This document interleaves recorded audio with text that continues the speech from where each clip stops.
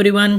तो स्वागत है आप सभी का फाइनल ऑब्जेक्टिव प्रैक्टिस सेशन। आज हम लेके आए हैं आपके लिए, जिसमें कि हम बात करेंगे लिक्विड स्टेट पे जो भी मैट्रिक्स मैचिंग टाइप के क्वेश्चन बन सकते हैं exclusively for JEE advance purpose के लिए। ये हमारा सेशन होगा कि जेई एडवांस में ही मैट्रिक्स मैचिंग पूछी जाती है।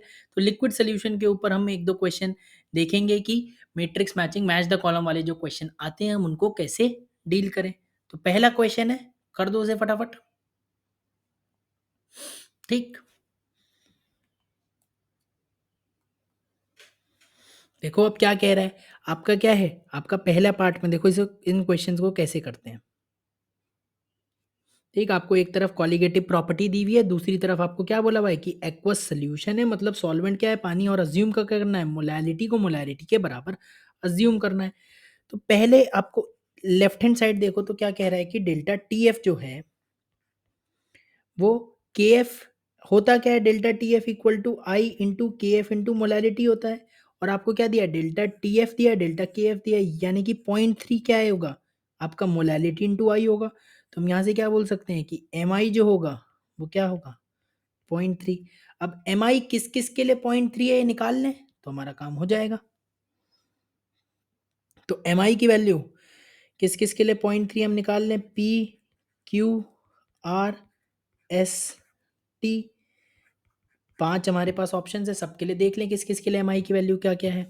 ठीक, कैल्शियम नाइट्रेट के लिए तो मोलैलिटी 0.1 है। अब आई का वैल्यू क्या होगा इसके लिए, अब हमें नहीं पता। तो कैल्शियम नाइट्रेट के लिए अल्फा कितना है, लेकिन क्योंकि स्ट्रॉन्ग इलेक्ट्रोलाइट है, क्योंकि सभी टाइप के सॉल्ट स्ट्रॉन्ग इलेक्ट्रोलाइट होते हैं, तो इसका हम क्या मान लेंगे, 100% डिसोसिएशन मान लेंगे। अल्फा को क्या मान लेंगे, 1 मान लेंगे। और आई का वैल्यू किसके बराबर आ जाएगा, for dissociation i equal to 1 + n - 1 into alpha, और अल्फा को 1 डाल के आई एन के बराबर आ जाएगा। तो एक कैल्शियम नाइट्रेट एक कैल्शियम आयन में टूटेगा और 2 नाइट्रेट आयन में टूटेगा, मतलब टोटल 3 आयन देगा। मतलब आई का वैल्यू कितना हो जाएगा, एन के बराबर, यानी कि 3 हो जाएगा आई का वैल्यू। ठीक है, अब अगले op की बात करें तो इसके लिए एम का मोलैलिटी 0.4 है। ठीक, लेकिन अल्फा नहीं पता है अगेन, तो हम अगेन अल्फा 1 मानेंगे। आई डिसोसिएशन के लिए एन के बराबर हो जाएगा, अल्फा को 1 डाल देंगे तो कितना आ जाएगा, NaBr, एक सोडियम आयन में टूटेगा एक Br माइनस में टूटेगा, मतलब 2 आयन देगा। मतलब आई का वैल्यू कितना हो जाएगा, 2 हो जाएगा।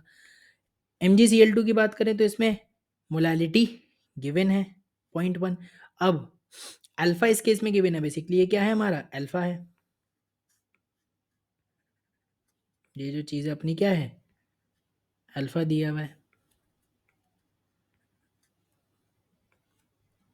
ठीक, अब अल्फा दिया हुआ है तो आई अपने को अब निकालना पड़ेगा, कि आई अपने को निकालना पड़ेगा। कैसे निकालोगे, 1 + n - 1 इंटू अल्फा। अल्फा पता है 0.9। अगर आई पता लगाना है तो एन लगाना ज़रूरी है पता। तो एन कैसे निकलेगा, एक MgCl2 एक मैग्नीशियम 2 पॉजिटिव देगा और 2 क्लोराइड आयन देगा, मतलब टोटल 3 आयन देगा। मतलब एन का वैल्यू कितना हो गया, 3 हो गया। तो यानी कि 1 + 3 - 1 इंटू 0.9, जो कि आप सॉल्व करोगे तो कितना आएगा, 1 + 2 इंटू 0.9, यानी कि 1 + 1.8, यानी कि 2.8 आ जाएगा। यूरिया की बात करें तो इसका मोलैलिटी दिया हुआ है, लेकिन इसका आई का वैल्यू कितना हो जाएगा, 1 ही हो जाएगा, क्योंकि ना तो एसोसिएट करने वाला है ना ही ये डिसोसिएट करने वाला है। ठीक है, HA की बात करें, मोनोबेसिक जो कि एसिड है, वीक एसिड है, क्योंकि उसका Ka दिया हुआ है। तो इसके लिए हमें इसका आई का वैल्यू निकालना पड़ेगा। इसका अल्फा 1 हम नहीं मान सकते हैं, तो इसके लिए हमें अल्फा हम कैसे निकालते हैं। अब ये थोड़ा सा आयनिक का यहाँ पे रोल आएगा कि अल्फा याद करो कैसे निकालते थे आयनिक में, √Ka/C करके निकालते थे। ठीक, और √Ka/C करके हम चेक करते थे। √Ka/C करके आप निकालो तो कितना आएगा, 0.81 अपॉन में C कितना है, 0.1। यहाँ पे हम क्या डालते थे, सी मोलैरिटी डालते थे, और क्वेश्चन में बोला है कि मोलैरिटी मोलैरिटी बराबर मान लो। तो 0.1 मोलर है तो 0.1 ही मोलर हो जाएगा। जब आप इसको सॉल्व करोगे तो कितना हो जाएगा, ये 0.81 और 0.10, ये हमारा क्या है, पॉइंट से पॉइंट उठ जाएगा। स्क्वायर रूट न्यूमरेटर में क्या आएगा, 81 का, जो कि 9 आएगा, डिवाइड बाय 3.16। √10 क्या होता है, 3.16 होता है। सॉल्व करोगे तो ये 2.84 आएगा, जो कि गलत है। 0.05 से ये क्या है, बड़ा है। अल्फा 0.05 से छोटा आता तो हमारा ये चीज़ ठीक होती, अप्रोक्सीमेशन लगाना ठीक होता, लेकिन अल्फा 0.05 से बड़ा आ गया है। तो अब क्या करना पड़ेगा, आपको अल्फा निकालना पड़ेगा। कैसे, अपने स्टैंडर्ड तरीके से। स्टैंडर्ड तरीका क्या है?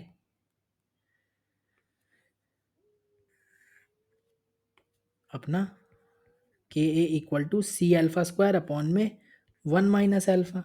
इस तरीके से आपको निकालना पड़ेगा। क्वाड्रेटिक बनेगी, सॉल्व करनी पड़ेगी, गंदी कैलकुलेशन बनेगी, लेकिन यहाँ से जब निकालोगे तो अल्फा 0.9 आएगा। ठीक, के ए की वैल्यू यहाँ पे 0.81 सब्सटीट्यूट करोगे और सी की वैल्यू 0.1 सब्सटीट्यूट करोगे और क्वाड्रेटिक बना के अल्फा निकालोगे, 0.9 आएगा। अब अल्फा 0.9 आ गया तो आई क्या आएगा?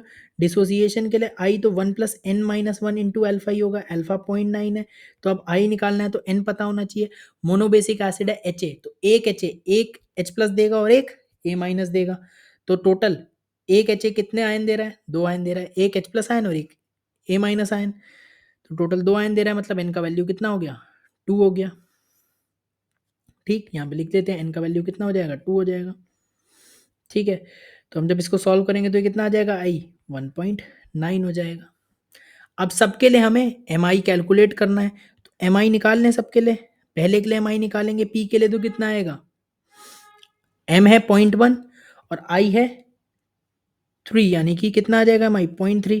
क्यू के लिए एम आई निकालेंगे, एम है 0.14 और आई है 2, यानी कि 0.28 आ जाएगा। आर के लिए निकालेंगे एम आई तो कितना आएगा? 0.1 इंटू 2.8, यानी कि अगेन 0.28 आ जाएगा। एस के लिए एम आई निकालेंगे तो कितना आएगा? 0.28 इंटू 1, यानी कि 0.28। और टी के लिए निकालेंगे एम आई तो कितना आएगा? 1.9 इंटू सॉरी 0.1 इंटू 1.9। एम कितना है? 0.1 और आई कितना है? 1.9, यानी कि 0.19 आएगा। और एम आई का वैल्यू कितना आना चाहिए था? 0.3 आना चाहिए था। तो किस किस से मैच कर रहा है? सिर्फ और सिर्फ पी से मैच कर रहा है, ना तो क्यू से कर रहा है, ना आर से कर रहा है, ना एस से कर रहा है, ना टी से कर रहा है। तो इसको अलग कलर से लिख लेते हैं।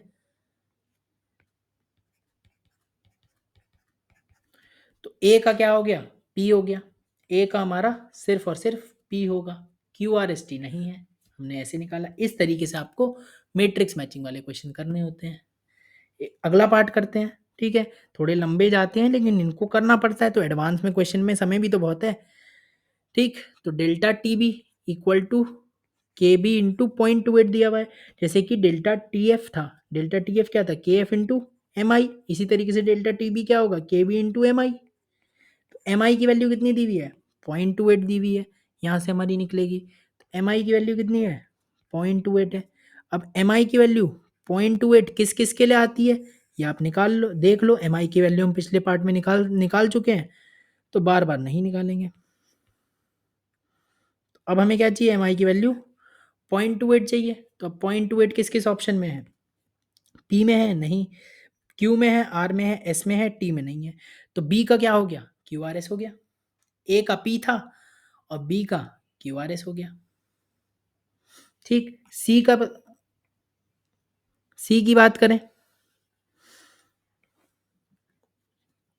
सी की बात करें तो पी जो है ये हमारा 0.9 इंटू आर टी है। बेसिकली आप देखो ये थोड़ा सा आपका है। सी जो है ये आपको दिया हुआ है। पी बेसिकली क्या है? ये आपका ऑस्मोटिक प्रेशर है। ये आपको क्या दिया हुआ है? Pi equal to 0.9 into R T दिया हुआ है। ठीक है, तो pi equal to 0.9 into R T का क्या मतलब है? ये जो है delta T F upon K F है, ये अगले ऑप्शन का है। थोड़ा सा ये ऊपर आ गया है। तो pi equal to 0.9 into R T है, समझ सकते हैं। तो पाई इक्वल टू क्या होता है? आई सी आर टी होता है, यानी कि बेसिकली आई इंटू कंसेंट्रेशन दिया हुआ है। और मोलैलिटी और मोलैरिटी बराबर है। मोलैलिटी और मोलैरिटी बराबर है। मोलैरिटी मोलैलिटी बराबर है, तो आई इंटू सी, यानी कि I into molarity, basically I into molality ही है, यानी कि आई इंटू मोलैलिटी का ही वैल्यू दिया हुआ है हमें 0.9। तो आई इंटू मोलैलिटी का ही अगर हमें वैल्यू दिया हुआ है 0.9 तो हम लिख लेंगे। सी में क्या दिया हमें? Pi equal to i C R T होता है और pi equal to 0.9 into R T दिया है, यानी कि आई इंटू सी दिया है। सी क्या होता है? मोलैरिटी, और क्वेश्चन में बोला है मोलैरिटी मोलैलिटी बराबर है। तो बेसिकली आई इंटू एम, यानी कि एम आई का वैल्यू 0.9 दिया है। अब 0.19 अब देख लेंगे किस ऑप्शन में एम आई का वैल्यू 0.19 है। खाली एक ही ऑप्शन में 0.19 है, जो कि है हमारा ऑप्शन नंबर टी। तो ए का क्या हो गया था? पी हो गया था, बी का क्यू आर एस हो गया था, सी का टी हो गया। ठीक, अब हमें डी ऑप्शन देखना है। डी ऑप्शन में क्या कह रहा है, P naught minus P upon में P naught equal to delta T F upon K F upon में 1000/18 plus delta T F upon K F. तो ये क्या है, पहली बात तो हमें समझना पड़ेगा ये क्या चीज़ है। तो अगर हम बात करें, ठीक, थोड़ा सा आराम से ही बात कर लेते हैं। क्या कह रहा है कि P naught minus P upon में पी नॉट, यानी कि रिलेटिव लोअरिंग है, और ये किसके बराबर होता है, मोल फ्रैक्शन ऑफ सल्यूट के बराबर होता है। और मोल फ्रैक्शन ऑफ सल्यूट क्या होता है, मोल्स ऑफ सल्यूट अपॉन में moles of solute plus moles of solvent, यही होता है। अच्छा, अब मोलैलिटी, अब आप उसमें क्या दिया हुआ है, delta T F upon K F, यानी कि डिप्रेशन इन फ्रीजिंग पॉइंट के टर्म्स में दिया है। अगर मैं एक छोटी सी बात करूं तो सपोज मैं बोलूं एक्स मोलल सोल्यूशन, ये बात कंसंट्रेशन टर्म में बहुत अच्छे से पढ़ी जाती है कि एक्स मोलल सोल्यूशन का क्या मतलब है। इसका मतलब है एक्स मोल सोल्यूट है, एक्स मोल सोल्यूट है किस में, 1 kg सॉल्वेंट में, 1 kg सॉल्वेंट में। और सॉल्वेंट क्या है, पानी है, क्योंकि क्वेश्चन में बोला है एक्वस सोल्यूशन है। कॉलम 2 के नीचे बात लिखी थी कि एक्वस सोल्यूशन है सारे, ठीक, तो सॉल्वेंट क्या होगा, पानी होगा। तो एक्स मोल सोल्यूट है 1 kg सॉल्वेंट में, यानी कि मैं यहां से क्या बोल सकता हूं, अगर मैं इसी बात को ऊपर वाले में लिखूं तो क्या बोलूंगा कि P naught minus P upon में पी नॉट जो है वो मोल फ्रैक्शन ऑफ सोल्यूट, यानी कि मोल्स ऑफ सोल्यूट के बराबर है। और एक्स मोलल सोल्यूशन है तो एक्स मोल सोल्यूट होंगे, एक्स मोल सोल्यूट होंगे अपॉन में moles of solute x plus moles of solvent कितने होंगे, यहाँ पे सॉल्वेंट क्या है, पानी है, यानी कि मास ऑफ सॉल्वेंट अपॉन में मोलर मास ऑफ सॉल्वेंट। और मास किस में रखते हैं, ग्राम में रखते हैं, तो 1 kg मतलब 1000 ग्राम अपॉन में मोलर मास ऑफ वाटर 1000/18, यही हो गया। अच्छा, अब मुझे बताओ कि x बेसिकली थी क्या, x मोल सोल्यूट था, लेकिन x ही क्या वैल्यू है मोलैलिटी की, x ही क्या वैल्यू है हमारी मोलैलिटी की। ठीक, तो हम यहाँ पे क्या लिख सकते हैं, अगर x मोलल सोल्यूशन है, इसके लिए हम डिप्रेशन इन फ्रीजिंग पॉइंट लिखे हैं। सपोज मैं यहाँ लिख देता हूँ, x मोलल सोल्यूशन के लिए डिप्रेशन इन फ्रीजिंग पॉइंट क्या होगा, delta T F is equal to i into K F into molality, यही होगा। ठीक, अभी आई को छोड़ दो, आई मैं बाद में ऐड कर दूंगा। ठीक, कैसे ऐड कर दूंगा वो बात तुम समझ जाओगे। ठीक, delta T F equal to K F into molality, और मोलैलिटी है क्या, एक्स मोलल है सोल्यूशन तो एक्स मोलैलिटी है। तो यहाँ से एक्स कितना आ गया, यहाँ से हम क्या बोल सकते हैं कि एक्स आ गया delta T F upon K F, x आ गया delta T F upon K F. X को यहाँ पर हम क्या पुट कर सकते हैं, क्या, delta T F upon K F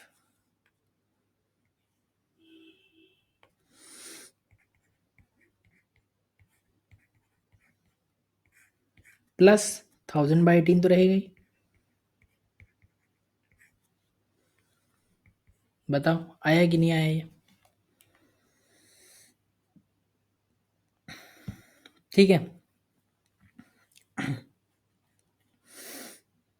आया कि नहीं आया ये बात, बिल्कुल आई।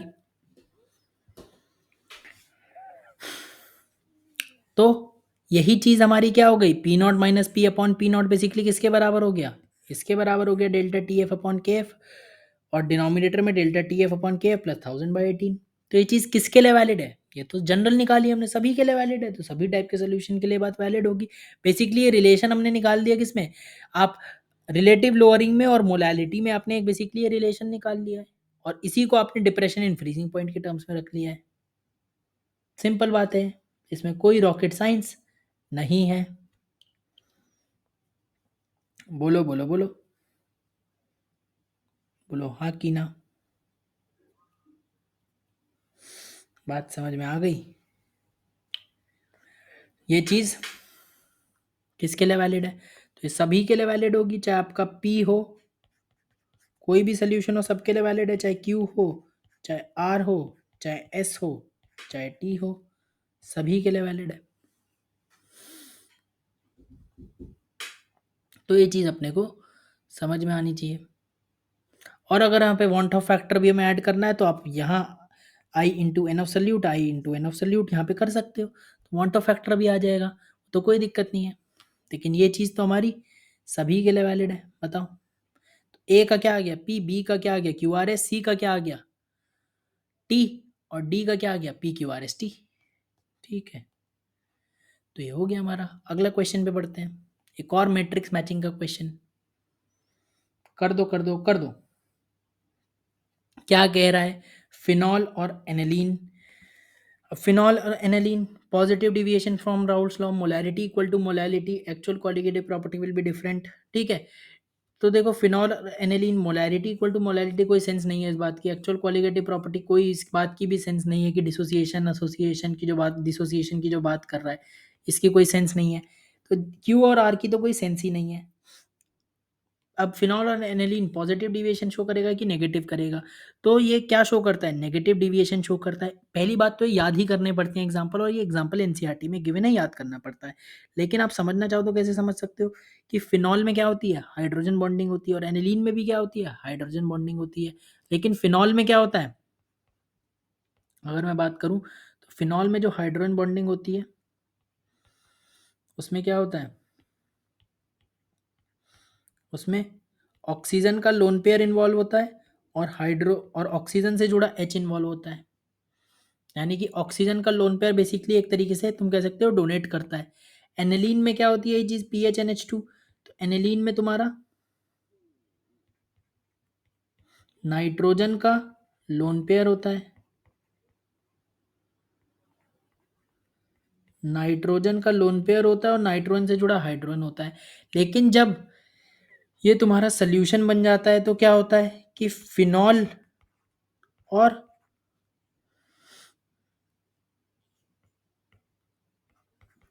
एनिलीन, देखो इसमें क्या फ़ायदा होता है, इसमें क्या फ़ायदा हो जाता है। अब इसमें फ़ायदा देखो क्या हुआ कि नाइट्रोजन का लोन पेयर जो है वो बेटर डोनर है, और ऑक्सीजन से जुड़ा एच है, यानी कि मोर इलेक्ट्रोनेगेटिव एलिमेंट से जुड़ा एच है, यानी कि इसके ऊपर ज़्यादा डेल पॉजिटिव आएगा, तो डेल पॉजिटिव ज़्यादा, और नाइट्रोजन बेटर डोनर की वजह से ये एच बॉन्डिंग जो होती है ये ज़्यादा स्ट्रांग बन जाती है। ऑब्वियसली ऐसे भी होगा कि नाइट्रोजन का एच, एक नाइट्रोजन का एच और ऑक्सीजन का लोन पेयर वाला भी एक टाइप का एच बॉन्डिंग इसमें होगा जब एनिलीन, फिनॉल और एनिलीन का सोल्यूशन बनेगा एक तरीके से। लेकिन ये वाली चीज़ भी बन रही है, तो जब ये वाली चीज़ बनेगी तो ये वाली चीज़ ऑब्वियसली ज़्यादा बनेगी। क्यों ज़्यादा बनेगी, क्योंकि ये ज़्यादा स्ट्रॉन्ग एच बॉन्डिंग करेंगे, और ज़्यादा स्ट्रॉन्ग एच बॉन्डिंग करेंगे इसका मतलब क्या है कि इंटरमोलिकुलर अट्रैक्टिव फोर्स क्या कर गए, इंक्रीज कर गए। और इंटरमोलिकुलर अट्रैक्टिव फोर्स, पहले हाइड्रोजन बॉन्डिंग थे जब इंडिविजुअल कंपोनेंट थे, अब भी हाइड्रोजन बॉन्डिंग है, लेकिन उनका स्ट्रेंथ बढ़ गया। और बढ़ गया तो आप कैसा बोलोगे, नेगेटिव डिविएशन बोलोगे, किससे, राउल्स लॉ से। तो नेगेटिव डिविएशन हो गया फ्रॉम राउल्स लॉ। ए का क्या हो गया आपका, एस हो गया।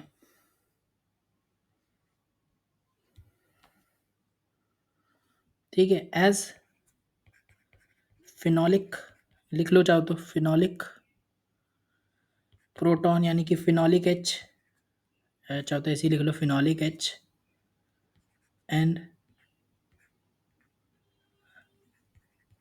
lone pair of nitrogen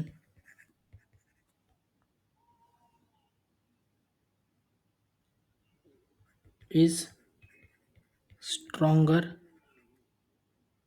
यहाँ पे ऐसे लिख लो, forms stronger H bond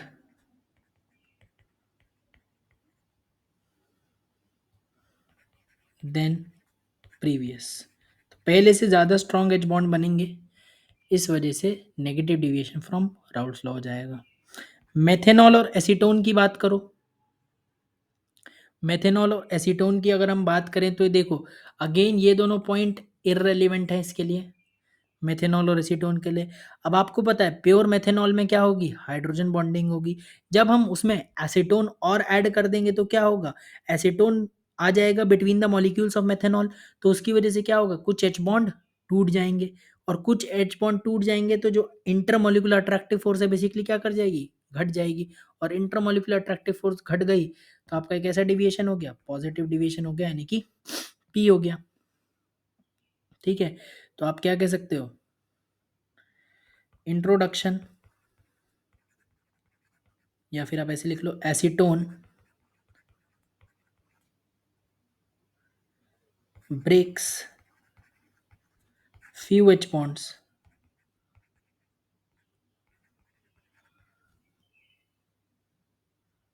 of methanol, thus intermolecular attractive force decreases, तो पॉजिटिव डिविएशन हो गया फ्रॉम राउल्ट्स लॉ। बात समझ में आई? अगला करते हैं, सी ऑप्शन में हमसे क्या कह रहा है कि 5 मोलर NaOH सोल्यूशन है जिसकी डेंसिटी 1.25 ग्राम पर ml है। ठीक है, तो बेसिकली अब आप इसके लिए बात करो तो देखो, इसके लिए पॉजिटिव डिविएशन नेगेटिव डिविएशन कहना, आप कह सकते हो कि अगर NaOH का एक्वस सोल्यूशन है, NaOH का एक्वस सोल्यूशन इसमें हमने लिया है, तो आप क्या कह सकते हो कि अगर NaOH का एक्वस सोल्यूशन है तो आपका वाटर में पहले क्या रही होगी, H बॉन्डिंग रही होगी। जब हमने NaOH डाल दिया तो NaOH किस में डिसोसिएट कर गया होगा, अपने कॉन्स्टिट्यूएंट आयंस यानी कि Na प्लस और OH माइनस आयंस में। तो Na प्लस और Na प्लस के चारों तरफ क्या वाटर घिर गया होगा, और कौन सी फोर्स आ गई होगी अब, आयन डाइपोल फोर्स, क्योंकि Na प्लस आयन या OH माइनस आयन और वाटर के वाटर मॉलिक्यूल्स, तो आयन डाइपोल फोर्स की वजह से अट्रैक्शन क्या करेगा, बढ़ जाएगा, क्योंकि पहले वाटर में H बॉन्डिंग थी और आयन डाइपोल फोर्स हो गई, और आयन डाइपोल फोर्स का स्ट्रेंथ ज़्यादा होता है, तो आप इसे negative deviation from Raoult's law कह सकते हो। लेकिन कई बार क्या होता है कि एग्जामिनर के थोड़े बनाने वाला ट्रेंड होता है कि जनरली जो ऐसे पेयर देते हैं ना, पेयर में जो मॉलिक्यूल देता है, तुमने देखा होगा जब भी पॉजिटिव डिविएशन या नेगेटिव डिविएशन पूछता है वो पेयर में देता है मॉलिक्यूल, इस तरीके से। तो जनरली इसके लिए वो कई बार क्वेश्चन तुमने तो ज़्यादा सोच लिया लेकिन एग्जामिनर ने उतना नहीं सोचा, तो आइडियली तो इसका answer negative deviation from Raoult's law भी होना चाहिए, लेकिन कई बार एग्जामिनर देगा नहीं देगा, दोनों पॉसिबिलिटी हो सकती हैं, तो ये थोड़ा तुम्हें सोच के चलना पड़ेगा। सिमिलरली अगर मैं चौथे ऑप्शन पे जंप करूं एकदम से, तो एक्वस KOH सोल्यूशन के लिए भी तुम्हारी सेम चीज़ होगी, पहले वाटर मॉलिक्यूल में H बॉन्डिंग, देन जब KOH डाल दोगे तो आयन डाइपोल फोर्स की वजह से अट्रैक्शन होगा और आयन डाइपोल फोर्स की स्ट्रेंथ ज़्यादा हो जाएगी, इस वजह से तुम्हारा negative deviation from Raoult's law हो जाएगा। अब जो बाकी चीज़ है कि 5 मोलर NaOH के तुम्हारा अगर दोनों का नेगेटिव हो गया तो मोलैरिटी इक्वल टू मोलैलिटी वाली बात और एक्चुअल क्वालिटेटिव प्रॉपर्टी वाली बात। तो मोलैरिटी अगर हमें पता है तो मोलैलिटी निकाल लें, NaOH का हमें पता है कि मोलैरिटी कितनी है, 5 मोल पर लीटर है, यानी कि हम क्या कह सकते हैं 5 मोल सल्यूट है, 5 मोल सल्यूट है किसमें, 1 लीटर सोल्यूशन में। तो सल्यूट कितना है, सल्यूट है क्या, NaOH है कितना, 5 मोल है। ठीक है, और सोल्यूशन कितना है, 1 लीटर यानी कि 1000 ml है। ठीक, आपको क्या चाहिए, मोलैलिटी के लिए मोल्स ऑफ सल्यूट और मास ऑफ सॉल्वेंट चाहिए। सॉल्वेंट क्या है आपको, क्या सॉल्वेंट पता है क्या है, ठीक 5 मोल सल्यूट है, हम सल्यूट से क्या निकाल सकते हैं, मास ऑफ सल्यूट निकाल सकते हैं, बिल्कुल निकाल सकते हैं। मास ऑफ सल्यूट कितना हो जाएगा, मोलर मास ऑफ सल्यूट यानी कि 23 प्लस 16 प्लस 1, NaOH का मोलर मास 40 ग्राम पर मोल, तो 5 इंटू 40 यानी कि 200 ग्राम। डेंसिटी ऑफ सोल्यूशन हमें पता है, तो हम volume of solution into density of solution करके क्या निकाल लेंगे, मास ऑफ सोल्यूशन यूनिट का ध्यान रखते हुए कितना आ जाएगा, 1250 ग्राम आ जाएगा, 1250 ग्राम। अब सॉल्वेंट का मास हम law of conservation of mass से निकाल सकते हैं, 1250 gram volume mass of solution minus में मास ऑफ सल्यूट कितना आ जाएगा, 1050 ग्राम। ठीक है, तो 1050 ग्राम आ गया। ठीक है, तो अब हमें क्या निकालनी है, मोलैलिटी निकालनी है। तो मोल्स ऑफ सल्यूट होगा यानी कि 5 मोल्स ऑफ सल्यूट है, divide by mass of solvent in KG यानी कि 1050 डिवाइड बाय 1000 करोगे तो केजी में कन्वर्ट हो जाएगा, यानी कि 5000 बाय 1050 यानी कि 500 बाय 105, यानी कि सॉल्व करोगे तो कितना आएगा, 4.76 आएगा, यानी कि मोलैलिटी के बराबर तो नहीं है। अच्छा, अब इस क्वेश्चन में तुम्हारा ये भी नहीं दिया हुआ कि इसे NaOH को वाटर में डाला है, एक्वस सोल्यूशन है, तो इसके लिए negative deviation from Raoult's law बोलना भी ठीक नहीं है, पॉजिटिव भी नहीं बोलना ठीक है। तो इसमें तो पक्का पॉजिटिव नेगेटिव नहीं आएगा, मोलैरिटी मोलैरिटी के बराबर भी नहीं है, तो बचा क्या, आर ऑप्शन बचा, उसको देखते हैं। अब क्या बोला, actual colligative property will be different as compare to expected colligative property even after considering dissociation.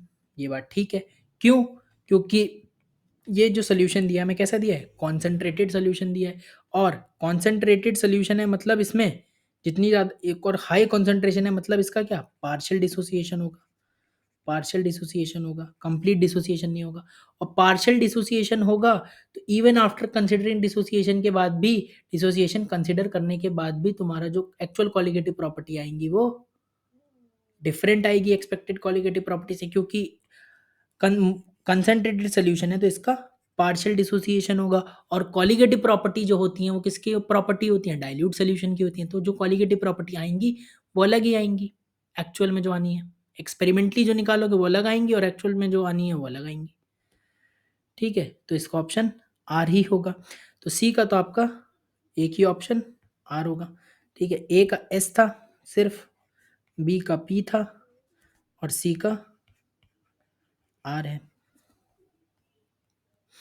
ठीक, अब डी की बात करें। ठीक, 5 × 10⁻³ molar aqueous KOH solution, again KOH solution है, एक्वस इस बार दिया है तो आप नेगेटिव डिविएशन कह सकते हो, लेकिन एज आई सेड कि जनरली इस केस में वो मानता नहीं है कि negative division positive division, generally जो ऐसे कपल में दिया होता है ना उन्हीं के लिए पॉजिटिव नेगेटिव डिवीजन एग्जामिनर मानता है। थोड़ा हमें ये भी सोचना पड़ेगा, हालांकि बिल्कुल करेक्ट वे में तो होना चाहिए। अब मोलैरिटी मोलैलिटी के बराबर है कि नहीं है वो बात हम देख लेते हैं।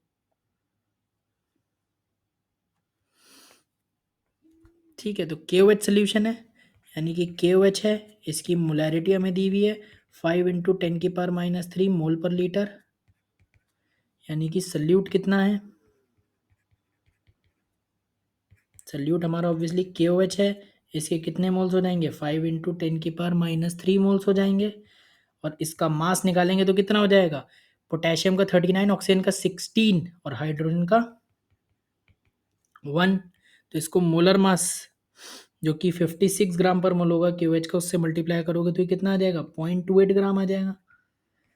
ठीक है, सल्यूट का मास, सोल्यूशन की बात करें तो ऑब्वियसली 1 लीटर है, यानी कि 1000 ml है। अब आपको क्या चाहिए, आपको चाहिए मोलैलिटी चाहिए, मोलैलिटी के लिए मोल्स ऑफ सल्यूट चाहिए जो कि 5 × 10⁻³ मोल्स है, divide by mass of solvent in kg चाहिए। ठीक, अब मास ऑफ सॉल्वेंट तो आपको नहीं पता, वॉल्यूम ऑफ सोल्यूशन पता है, और सॉल्वेंट इतना जरूर पता है कि सॉल्वेंट है क्या, सॉल्वेंट इतना पता है कि सॉल्वेंट है तो पानी, और पानी की डेंसिटी कितनी होती है 1 ग्राम पर ml। अब आपको एक समझ में आ रहा है कि 5 × 10⁻³ मोलर 0.28 ग्राम है, 0.28 ग्राम है तो बहुत ही कम अमाउंट होगा सल्यूट का, यानी कि डाइल्यूट सोल्यूशन है।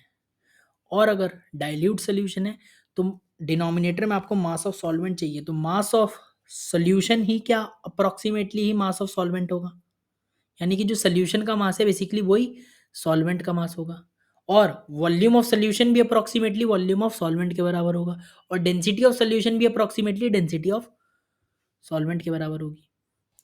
तो जो इस सोल्यूशन का वॉल्यूम है यही अप्रोक्सीमेटली क्या होगा, वॉल्यूम ऑफ सॉल्वेंट होगा। ठीक है, ठीक है, डाइल्यूट सोल्यूशन की वजह से, डाइल्यूट सोल्यूशन की वजह से। ठीक, और अगर volume of solution volume of solvent के बराबर हो गया तो सॉल्वेंट यानी कि पानी का हमें डेंसिटी तो पता ही है 1 ग्राम पर ml, तो हमें 1 ग्राम पर ml के हिसाब से डेंसिटी इंटू वॉल्यूम करके हम क्या निकाल लेंगे, मास ऑफ वाटर निकाल लेंगे, यानी कि मास ऑफ सॉल्वेंट निकाल लेंगे। तो मास ऑफ सॉल्वेंट आ गया, तो मोल्स ऑफ सल्यूट अपॉन में mass of solvent in KG करोगे तो 1000/1000 हो जाएगा, यानी कि ये कितना आ जाएगा 5 × 10⁻³ मोलल आ जाएगा, या मोल पर केजी कह सकते हो। तो यानी कि जितनी मोलैरिटी थी उतनी ही मोलैलिटी आ गई, यानी कि अपना डी के लिए क्यू ऑप्शन आपका एकदम ठीक है। ठीक, क्यू ऑप्शन आपका एकदम ठीक है, पी ऑप्शन तो आपका ठीक नहीं है। ठीक, पी तो पॉजिटिव डिविएशन कह रहा है, पी ठीक नहीं है, क्यू ठीक है, R actual qualitative property will be different, नहीं, ऐसा नहीं होगा। क्यों? क्योंकि ये क्या है, आपका डाइल्यूट सॉल्यूशन है और डाइल्यूट सॉल्यूशन का क्या कंप्लीट डिसोसिएशन होगा। कंप्लीट डिसोसिएशन होगा और हमारी जो कॉलिगेटिव प्रॉपर्टी होती है वो डिफाइंड होती है किसके लिए? डाइल्यूट सॉल्यूशन के लिए। तो जो एक्चुअल कॉलिगेटिव प्रॉपर्टी आएंगी वो डिफरेंट नहीं आएंगी, आपकी सेम ही आएंगी एक्सपेक्टेड कॉलिगेटिव प्रॉपर्टीज से। ठीक है, वही आपकी सेम आएंगी। ठीक है, जो एक्सपेरिमेंटल कॉलिगेटिव प्रॉपर्टी होती है उनको आप ऑब्जर्व्ड कॉलिगेटिव प्रॉपर्टी या एक्चुअल कॉलिगेटिव प्रॉपर्टी भी बोलते हो, और एक्सपेक्टेड कॉलिगेटिव प्रॉपर्टी को आप थ्योरेटिकल कॉलिगेटिव प्रॉपर्टी भी बोलते हो। ठीक है, ये बात ध्यान रखना। पहले शायद मैंने थोड़ा सा कुछ गड़बड़ बोल दिया था। ठीक है, कहने में गलती हो गई, क्योंकि ध्यान रखना कि एक्चुअल कॉलिगेटिव प्रॉपर्टी जो होती है वो होती है एक्सपेरिमेंटल या फिर आपकी होती हैं ऑब्जर्व्ड कॉलिगेटिव प्रॉपर्टी, और जो एक्सपेक्टेड होती है उनको आप थ्योरेटिकल कहते हो। तो थ्योरेटिकल कॉलिगेटिव प्रॉपर्टी और एक्चुअल कॉलिगेटिव प्रॉपर्टी यानी कि एक्सपेरिमेंटल कॉलिगेटिव प्रॉपर्टी आपकी अलग कब आएंगी? जब आपका पार्शियल डिसोसिएशन का केस होगा, यानी कि हाई कंसंट्रेटेड सोल्यूशन होगा। और थ्योरेटिकल कॉलिगेटिव प्रॉपर्टी और एक्चुअल कॉलिगेटिव प्रॉपर्टी यानी कि एक्सपेरिमेंटल कॉलिगेटिव प्रॉपर्टी एक सी कब आएंगी? जब आपका कंप्लीट डिसोसिएशन होगा, यानी कि डाइल्यूट सोल्यूशन होगा। आर ठीक है किसके लिए? सी के लिए। और गलत है किसके लिए? डी के लिए। अब एस की बात है, negative deviation from Raoult's law. ये तो होना चाहिए नेगेटिव डिविएशन, लेकिन अगेन वही बात है कि एग्जामिनर के ऊपर है कि कंसिडर करे कि ना करे। जनरली नहीं करता है ऐसे क्वेश्चंस में कंसिडर, और करेगा तो आपको पता है वाटर का क्या था पहले? हाइड्रोजन बॉन्डिंग थी। जब KOH डाल दिया तो आयंस में ब्रेक हो गया, आयन डाइपोल फोर्स लगने लगा, और आयन डाइपोल फोर्स का स्ट्रेंथ ज़्यादा होता है हाइड्रोजन बॉन्डिंग से, तो इंटरमोलिकुलर अट्रैक्टिव फोर्स बढ़ गया, यानी कि negative deviation from Raoult's law. एकदम सही केस में SP आंसर होगा। ठीक है, तो ये हो गया हमारा मैट्रिक्स मैचिंग टाइप के क्वेश्चंस।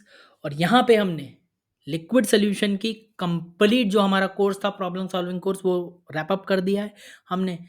सब्जेक्टिव प्रैक्टिस सेशंस करे टॉपिक वाइज, देन हमने ऑब्जेक्टिव प्रैक्टिस क्वेश्चंस हमने मिक्स बैग करे, single correct questions, multiple correct questions, AR questions, comprehension questions, और मैट्रिक्स मैचिंग टाइप के क्वेश्चंस हमने अच्छे से देख लिए, डील कर लिए, सभी टाइप के क्वेश्चंस को कवर कर लिया। इसके बाद आपकी क्वेश्चन की प्रैक्टिस चलती रहनी चाहिए, टेस्ट के थ्रू आप प्रैक्टिस करते रहो, शीट अपनी उसी को रिवाइज करते रहो, क्लास नोट्स, क्लास इलस्ट्रेशन को रिवाइज करते रहो, और अब टेस्ट पे फोकस करो इस चैप्टर में, जिससे कि आपकी और तैयारी बेहतर होती जाए। बहुत ज़्यादा नंबर ऑफ क्वेश्चंस आप घर पे प्रैक्टिस करते जाओगे तो उससे कोई फायदा नहीं होगा, क्योंकि अब कॉन्सेप्ट्स का रिपीटिशन होना है। कॉन्सेप्चुअल क्लैरिटी रखो, कॉन्सेप्ट में कोई गलती है तो उसको रेफर करो। ठीक है, तो आई होप आपको समझ में आया होगा पूरा कोर्स। तो मिलते हैं अगले कोर्स में, अगले वीडियो में, और बातें करेंगे, पढ़ते रहेंगे, मेहनत करते रहेंगे। मैं आपको गाइड करता रहूँगा, आप लोग पढ़ते रहिए, बढ़िया से परफॉर्म करते रहिए, सिलेक्शन करिए अपना, और मज़े कीजिए कॉलेज में जाके। Bye bye, take care, all the very best.